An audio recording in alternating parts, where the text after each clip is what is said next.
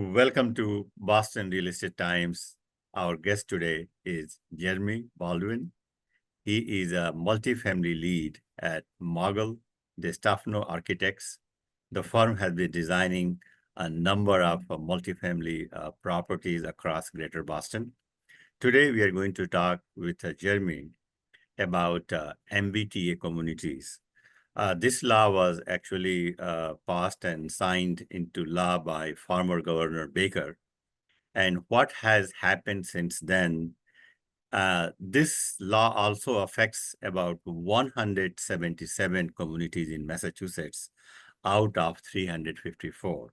Virtually every community which has either MBTA or subway station is affected by this. So far, according to our research, about 70 communities have already passed this law. We'll get an update from Jeremy. So Jeremy, welcome to our show and thank you very much for your time. Yeah, thank you, Upendra, and thank you to the Boston Real Estate Times for having me. Excellent. So let us first start with, give us a brief intro. What is this MBTA law is? So the MBTA law is more about allowing multifamily housing by right. We've had 40B that's been enacted for quite a long time in the state, and it has produced quite a bit of housing, but we have seen that tail off in the last, I don't know, it hasn't produced the amount of housing that we had anticipated as a state. So we're trying to play a lot of catch up now because there's a greater need for housing than ever before. We're in a housing crisis. Governor Baker and his administration found this as a pathway to create more multifamily housing. So we have a lot of communities that, and these are typically smaller communities in Greater Boston that do not allow multifamily by right. I'm on the planning board in my hometown of Tingsboro, and that is an example of one town that didn't allow multifamily housing by right. But there's a lot of other communities like that that are where that has happened. So this creates an avenue to create more housing. It's broken down, and you're correct, Upendra, about right now it affects about 177 communities, and it's broken down into like 4 different categories. We have the rapid transit zone. That's where the T is, or like all the red line, the green line, the blue line, and the orange line. And then you have the commuter rail stations, wherever that, if your community has a commuter rail station, that requires a different type of requirement for multifamily housing. And then you have the adjacent communities. Like I just spoke about Tingsboro, that is an adjacent community to Lowell that has an MBTA stop.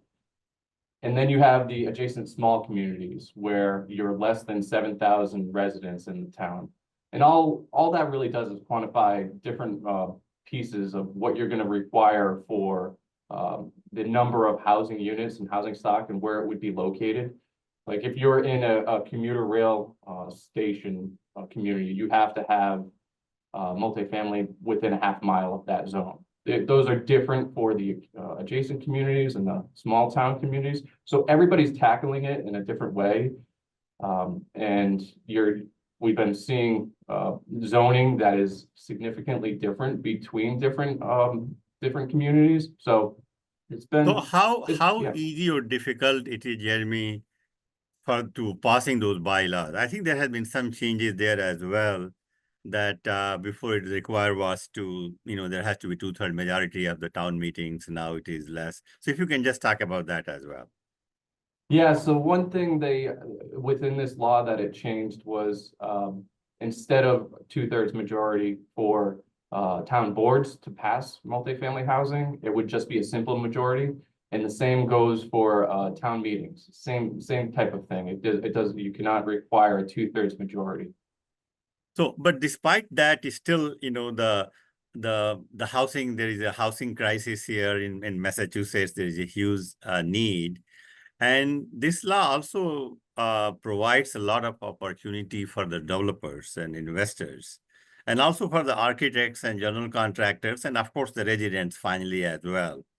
So as an architect, how do you look at this MBTA law opportunities, I should say? So it's definitely evolved over the last year, I would say, because you see more and more towns are already enacting their bylaws. But if we take a kind of a step backwards to about a year ago, we were working with a lot of developers to craft bylaws and work directly with the town by a developer saying, we have this parcel of land that looks like it's going to be very good for this type of zoning. It meets everything you need for the state requirements. We'll craft the bylaw. We can show you what is going to be an example of what can be built and really work with the town to make it work for either their smaller community or their certain location. Really try to craft it so it works for the greater good of the whole community. But then now, if we take a step forward, we're really diving into the past bylaws now, where every community has a different overlay or a different requirement about what they're doing to meet the MBTA needs. So we're really trying to get into that zoning and certain sites and show how a yield study, how many units it's going to produce potentially. And then again, having that conversation with town boards to show them that this isn't something that is going to be the most intrusive thing for their town. It's really trying to work with the community to make it a viable project.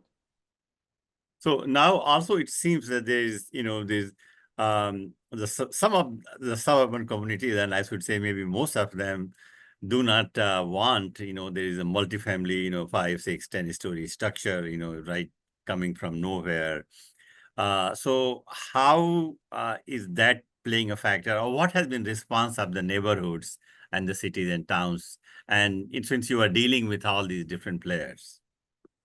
A good question, because as everything in our country, it's the bad publicity gets the news. There's been a lot of communities that have been more receptive.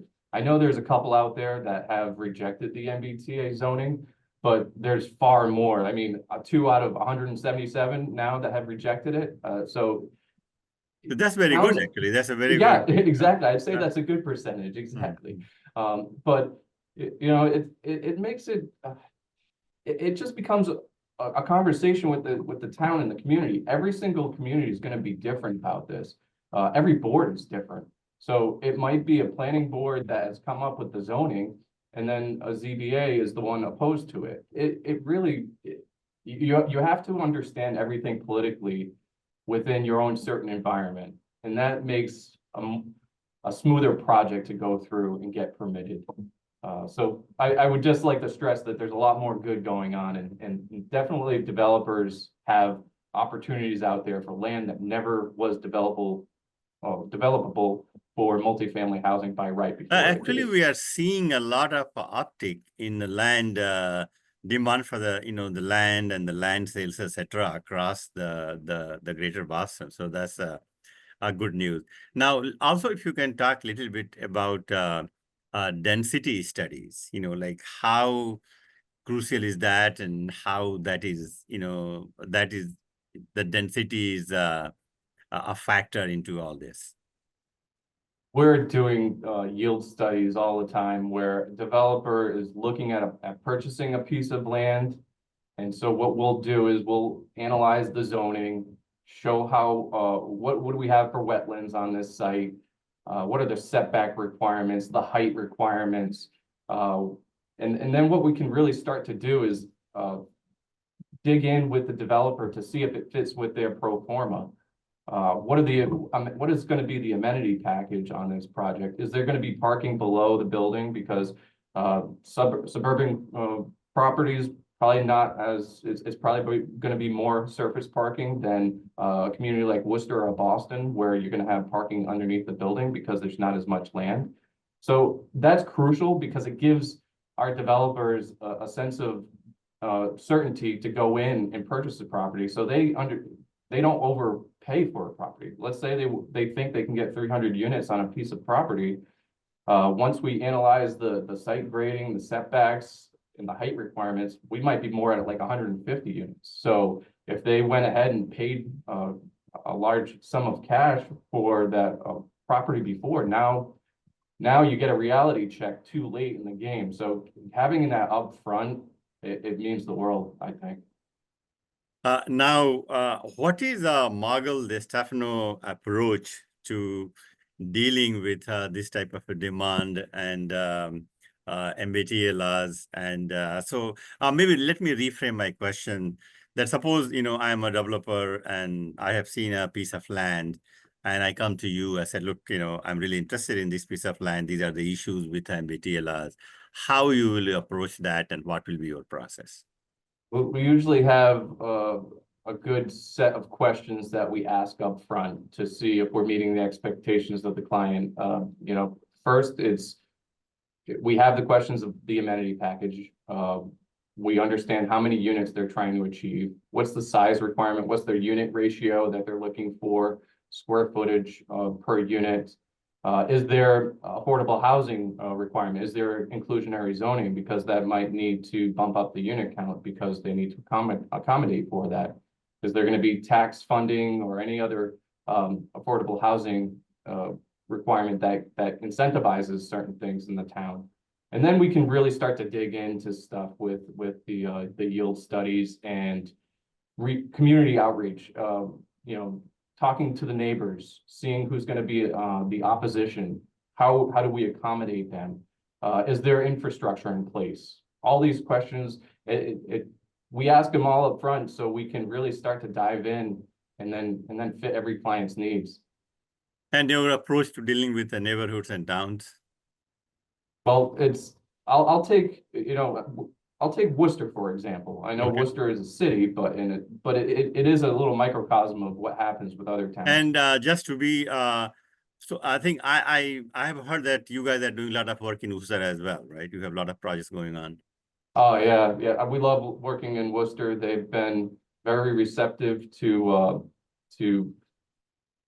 development. They're open for business. They're really trying to engage. Polar Park has really just transitioned that entire place, and understanding the needs of the boards and the needs of the community, having that up front, it makes a smoother process once you start going back and forth with the So you're giving us an example about a project in Worcester. So go ahead. Sorry to interrupt you. Yeah, no, we do it all the time. And then not to say every project is unique, but there is a methodology that works good. We found that it works good where you do the community outreach. You don't have the burden once you get into those town meetings, and then every neighbor is coming out in opposition. And then the boards get frightened. They're concerned about passing this project once they see all the neighbors come out in opposition. If we're able to take a community meeting before we get to that point, then we're able to just make it a smoother process. And usually if you listen with empathy, you're able to usually make those people that are opposed to your project, people that want to advocate for your project. You want to be able to have that up front because it smooths everything over. It makes it so that town board or the department heads are really just trying to hone in on the issues and resolve them, rather than we've been in plenty of communities that go off the rails for some of these ZBA and planning board meetings, and they question things that have nothing in their purview, but they can certainly throw off a permitted project, and it ends up going through litigation. We've been there before, and we're trying to just create a smoother process that we don't have to get to that point, because that's going to cost the developer money. Jeremy, anything else? Your last word, I should say, on the MBTA communities law? I mean, it's really, I think I stressed it a lot with the community involvement, having that up front, but also reaching out to civil, land use attorney, architect. The three of those in the room are really going to know how to start a project at the beginning, because they have an end goal in mind when they're working on it. So it just helps the developer to understand, if they're not involved specifically with that community all the time, it just gives them a sense of what they're going to entail for the next 1 to 2 to 3 years, if that's it, for getting these projects developed. Jeremy, thank you so much. Thank you, Pendra.